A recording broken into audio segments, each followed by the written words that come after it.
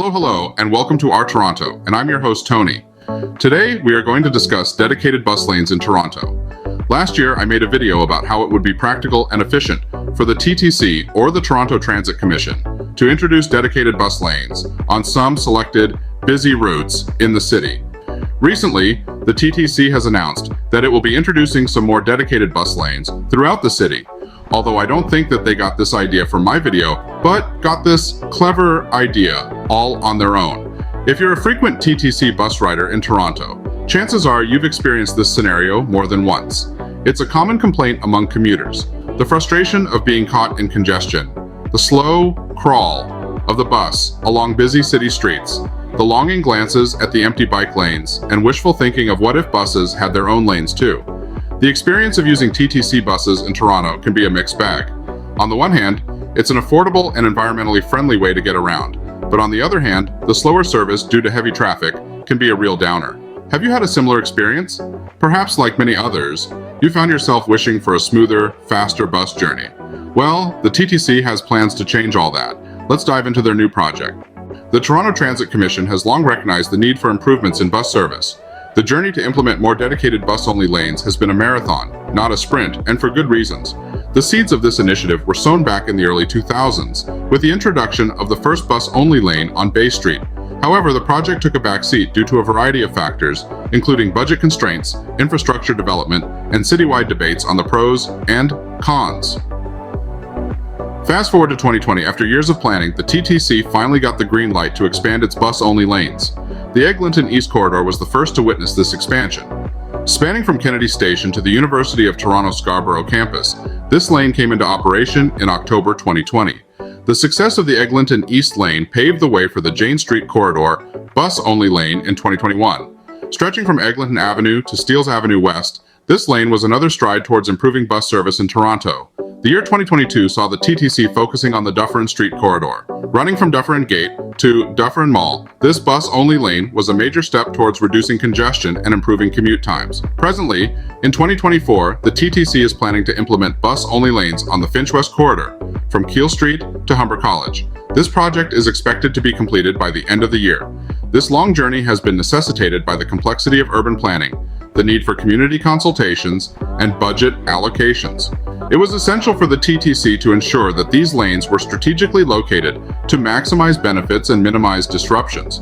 In a city like Toronto, where public transit is the lifeline for millions of residents, these steps taken by the TTC are crucial in enhancing the effectiveness and efficiency of bus service. So, we can expect to see some major changes in the coming years. But what exactly will these bus-only lanes look like? Bus-only lanes sound like a great idea on paper, but like any major change, they come with both benefits and drawbacks. Let's delve into both sides of the coin to give you a well-rounded perspective. Starting with the upsides, one of the most significant benefits of bus-only lanes is improved speed and reliability of bus service. By giving buses their own dedicated lanes, we can significantly reduce the time they spend stuck in traffic. This means quicker commutes for those who ride the bus, making public transport a more attractive option. In addition to speed, bus-only lanes can boost the overall efficiency of the bus service. Buses can run more frequently due to reduced travel times, leading to less crowded buses and a more comfortable ride for passengers. But it's not just bus riders who stand to gain. By encouraging more people to take the bus, we can potentially reduce the number of cars on the road, leading to less traffic congestion and lower carbon emissions. Now let's shift gears and look at the potential drawbacks. One of the main concerns surrounding bus-only lanes is their impact on traffic. By dedicating a lane solely for buses, we're effectively reducing the number of lanes available for other vehicles. This could potentially lead to increased traffic congestion, particularly during peak hours. Another potential downside is the impact on parking. In areas where roadside parking is common, the introduction of bus-only lanes could mean fewer parking spaces. This could be a significant inconvenience for local businesses and residents. Lastly, there's the cost factor to consider. Implementing bus-only lanes involves a substantial investment in infrastructure, signage, and enforcement. These costs will ultimately be borne by the taxpayers. As always, the ultimate goal is to provide better service for TTC riders. Only time will tell if these new bus-only lanes will achieve that.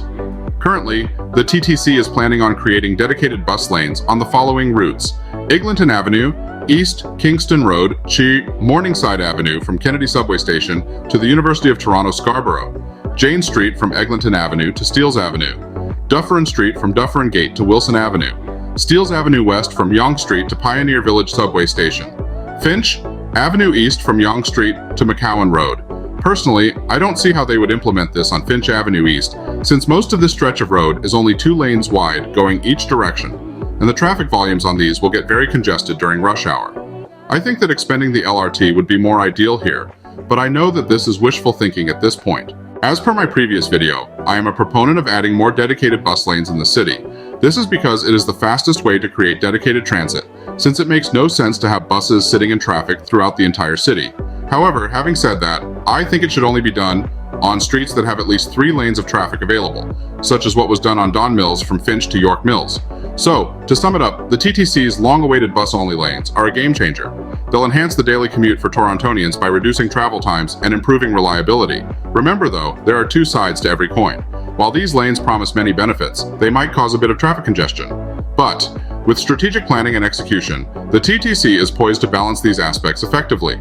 Stay tuned for more updates as these plans unfold. Until then, happy transiting. I hope that you liked the video. If so, please give it a like. If you're not subscribed and want to be notified of new videos that are released, please click on the Art Toronto button here. This is the video that I would recommend for you to watch next, and I'm sure that you're going to love it. Here's the playlist for all of the latest in transit news and views that you're going to find very informative and interesting. And finally, here is the latest video. Thanks for watching and happy transiting.